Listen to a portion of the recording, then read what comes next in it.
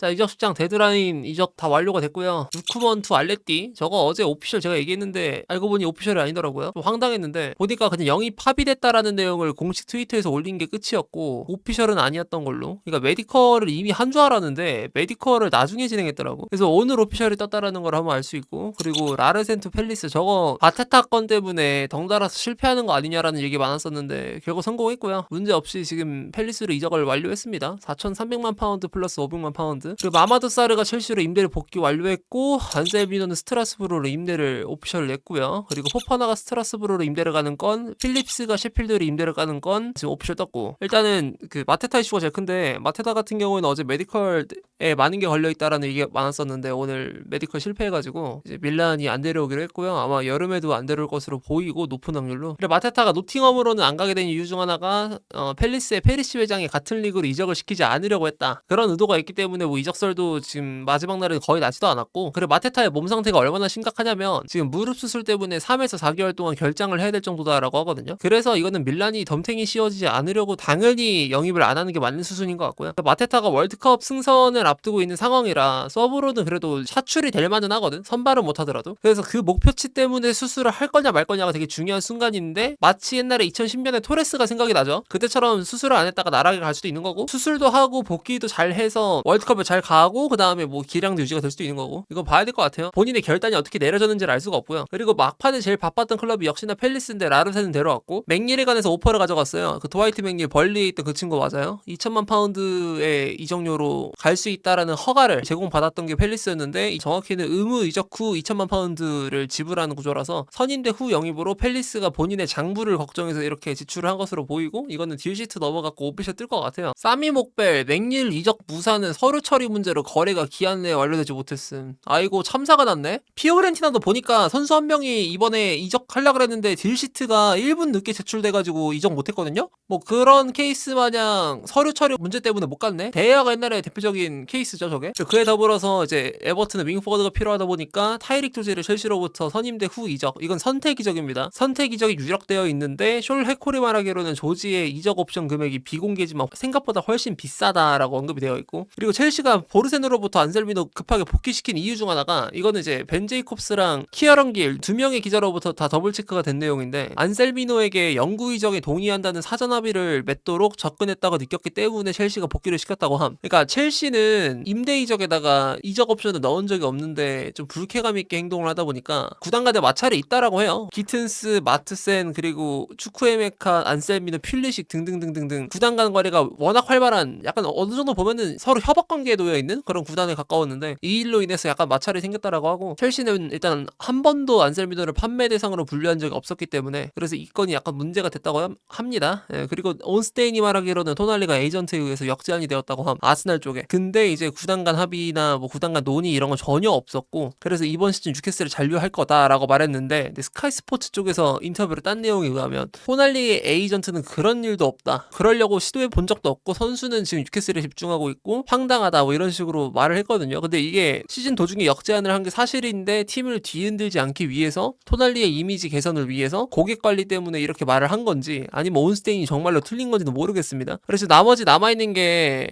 디사시 건인데, 녹화를 하고 있는 게 딜시트 마감일 5분 전이거든요. 마감 시간 아직도 오피셜에 안 떴어요. 일단 임대료는 200만 유로인 게 오피셜화가 된 것 같고, 단순 임대건으로 아마 처리를 하는 것 같은데, 메디컬이 통과되고 나서 개인 합의 이슈 때문에 무산이 될 수도 있다라고 해요. 그러니까 딜시트, 그 메디컬, 그 다음에 구단 합의는 끝났는데 그 이후에 개인 합의 때문에 디사시 쪽에서 생각보다 좀 높게 부르고 있어가지고, 그것 때문에 약간 좀 문제가 생길 뻔했으나, 뭐 다시 나온 보도 내용에 의하면 스테인버그가 말하기로는 이제 뭐 개인 합의 별로 문제 없고 웨스트햄은 딜에 자신이 있다라고 합니다. 근데 웨스트햄 이번 시즌 그 이고르를 임대 복귀시켰잖아요. 그래서 센터백 인원수가 부족한 상황이라서 반드시 데려와야 되는데, 지금 디사시 못 데려오면 팬들 여론 나락가게 생겼거든요. 썰리반 구단장 일 개 못한다, 이거 이사회 새끼들 일 이상하게 한다. 그래서 실제로 현지에서도 막 이사회가 결정 내리는 이 구조가 이상하다 해서 그 시위 한번 났었거든요. 실제로 그 시위의 근거가 약간 이런 행보가 아닌가 싶고, 근데 이거는 뭐 웨스트햄이 디사시 건을 처리하지 못한다기보다는 이거 자체는 센터백 보강을 안 해왔던 건 알겠지만, 디사시 건 자체는 디사시가 높게 불러서 생긴 일인 것 같아요. 근데 웨스트햄이 그동안 센터백 영입을 급하게 뛰어들지 않았기 때문에 디사시한테 이렇게 매달려야 되는 구조가 나와버린 거라, 뭐 거기에 빡쳤다면 또 할 말은 없고.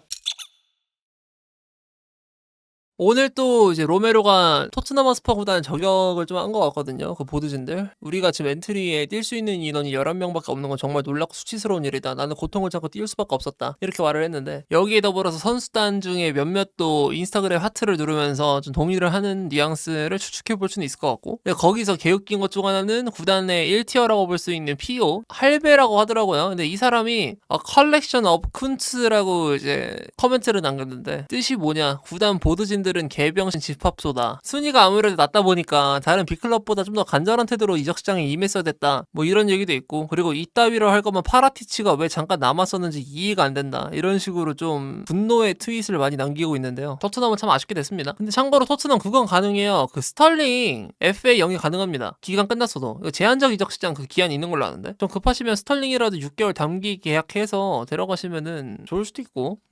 그 영국에 그거 있어요. 그 패키지 중에 잉글랜드 모든 클럽에서 그 직관을 해보는 여행 패키지가 있는데 약간 그런 것 마냥 스털링에게도 잉글랜드 빅6 모든 클럽에서 뛰어보는 패키지를 판매해보는 게 어떤가. 지금 메뉴랑 토트넘 남았거든요. 그리고 제일 웃긴 사건이 이거거든요. 호날두가 정말 많은 걸 지락펴락하고 있다. 이게 솔직히 뭐 피차에스나 뭐 그런 찌라시 언론들에서 나올 것 같은 내용인데 정확히 뭔 말이냐면 호날두가 벤제마 이적하고 캉테 이적하고 그리고 엔네시리의 이적권에 관해서 다 방해를 하고 있다라는 내용입니다. 엔네시리는 알 이티하드로 가고요. 캉테는 이제 페네르바체로 가야 되고 그리고 벤제마 같은 경우는 아릴랄로 가야 되는데 이 떡밥이 어디서부터 시작을 하냐면 일단 벤제마가 이제 알 이티하드랑 싸워가지고 그 급여 지불 문제 때문에 싸워가지고 나오기를 결심을 했고 아릴랄로 가려던 과정에서 호날두가 갑자기 빡 돌아서 다 막아버렸어요. 근데 호날두는 알 이티하드 선수가 아니고 알 힐랄 선수도 아니고 알 나스르 선수인데 어떻게 가능하냐. 이거 뇌피셜인데 제 생각에는 이거 호날두를 사우디 프로젝트에 넣기 위해서 사우디 쪽에서 제안한 내용이 이거이지 않을까 싶은 게 너가 여기로 오게 되면 너만의 왕국을 만들어 줄게가 조건이었을 것 같아요. 나는.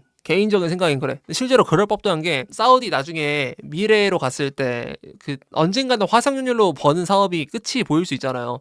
그래서 화석연료로 많이 벌어놓은 자금으로 하여금 다시 사업을 만들어서 수익구조 개설을 해야 되는데 근데 그중에 중요한 테마가 월드컵도 개최를 했고 아시안컵도 개최를 했고 사우디도 투자를 많이 한 축구로 이제 밥벌이를 해야 되는데 호날두를 꼬셔서 데려오면 뷰어십은 확실하게 많이 확보를 할 거고 직관도 그럴 거고요. 그러니까 중계 권료 직관 뭐 굿즈 수익 이런 거 많이 확보할 수 있을 거 아니에요. 그래서 호날두를 데려올 때 말도 안 되는 양의 그 연봉 그리고 거기 더불어서 이런 권한까지도 준 게 아닌가. 실제로 알나스르 구단 내에서는 호날두가 뭐 이적에 관해서 이거를 결정할 수 있는 단장과도 같은 역할을 맡았다라고도 나왔던 걸 봤거든요. 근데 이게 리그 전체일지 난 몰랐는데 나 그래서 진짜 사우디의 신인 줄 알았어요. 이게 신계 공격수라고 하는데 진짜 신이 돼버렸어요. 이게 신의 허가를 받아야 되는 저 조무래기 애들이 쟤네들이야. 캉테랑 엔네시리 이런 애들. 이것 때문에 지금 어디에 스노볼링이 굴러갔냐. 아릴랄의 공격수인 레오나르드. 얘가 알레티로 원래 가려고 했어요. 최근에 이제 세를러트도 부상으로 크게 다쳐가지고 그리고 또 공격수 보강이 필요해서 데려오려고 했는데 근데 아릴랄에 있는 레오나르드를 살려고 하니까 벤제마가 아릴랄로 가야 되는 게 전제 조건으로 붙었는데 이적 시장 마지막 날이니까 급하잖아요. 근데 아릴랄로의 이적을 방해했던 거죠. 호날두가 그럼 왜 그랬냐를 알아봐야 되는데 알나스르가 지금 무관이잖아요. 호날두가 가고 나서 우승 한 번도 못했단 말이야. 그래서 개빡 돌았나봐. 출전 거부 선언을 하면서까지도 지금 난리가 났는데 호날두가 국부펀드 PIF라 그래갖고 지금 뉴캐슬의 오너십을 차지하고 있는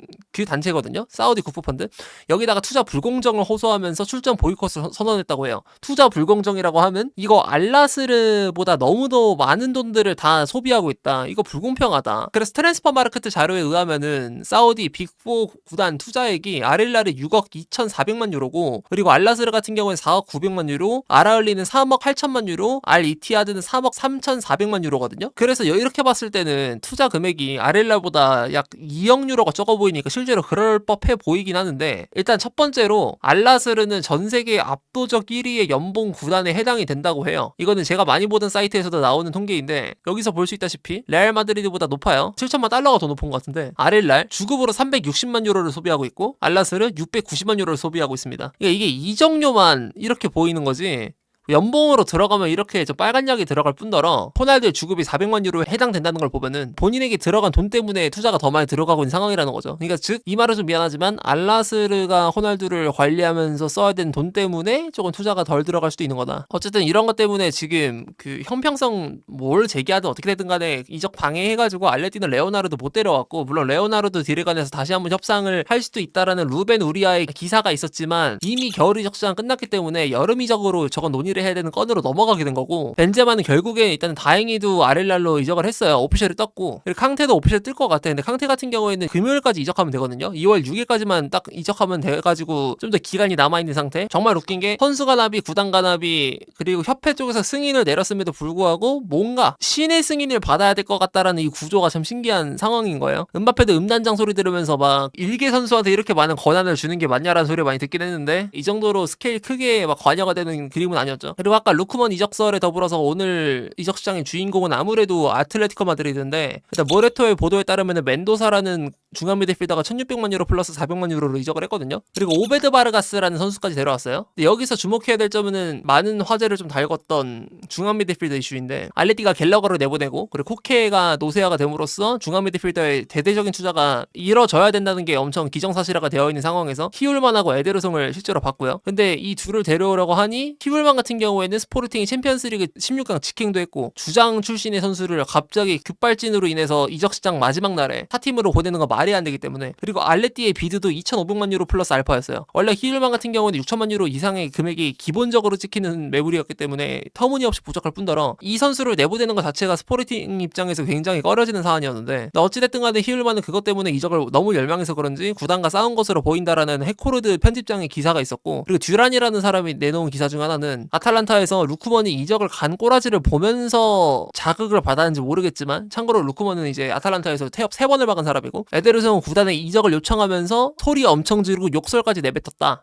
이런 말도 있어요. 근데 결국에 알레티는 히울만하고 에데르송 둘 다 못 데려오고 멘도사랑 바르가스라는 미드필더를 데려오면서 이적 시장을 마감하게 됐고, 그리고 제일 큰 이슈 중 하나가 오늘 우파메카노 보스말룰 이슈. 그러니까 오늘까지 재계약을 안 하게 될 시에는 보스말룰의 대상이 되면서 바이언 팬들의 대가리가 뜨거워지는 그런 상황까지 갈 수 있었는데, 오늘 10이고 떴어요. 그러니까 4년 반 재계약, 2030년까지 아주 좋은 대우를 받으면서 재계약을 했을 가능성이 높은 이유는 케인하고 무시할라 그 다음으로 가는 대우를 받을 거다. 즉 키미랑 비슷한 대우를 받을 거라고 보는데, 그게 어느 정도냐? 주급 6억 5천 정도 됩니다. 너는 바이언의 핵심 코어 중에 코어다라고 딱 도장을 찍는 거기 때문에, 그리고 또 바이언 자체가 워낙 기본 주급의 액수가 더 높은 편이고, 그리고 사이닝 피 같은 경우는 꽤 많이 받을 것 같아요. 실제로 빌트에서도 사이닝 피 지급 방식에 관해서 우파 메카노는 구단의 양보를 기대하고 있다라는 얘기도 있었어가지고, 저 재계약 이슈가 뜨기 전까지 우파 메카노는 그 사이닝 피도 그렇고 급여도 그렇고 너무 많이 받는다, 이게 현지에서도 심했어요. 그 빌트의 편집장도 우파 메카노 이 새끼 이거 너무 회피형 인간이다, 책임진 게 존나 많은데도 불구하고 왜 자꾸 회피하고 본인이 돈을 이렇게 많이 받는 것에 관해서도 또 불평을 하면서 재계약의 액수를 더 올려달라고 하냐, 이런 식으로 비판을 했었는데, 앞으로 여론이 어떻게 형성될지 모르겠습니다. 근데 돈을 진짜 많이 받긴 해서 놀랍긴 하고요. 그리고 우파메카노 때문에 아무래도 김민재가 더 팽당할 가능성은 올라간 것 같아요. 여름에 아마 이적을 하게 되지 않을까 싶은 느낌, 개인적으로. 이번 겨울에 있는 오피셜들이 이런 것들이거든요. 루크만 알레띠,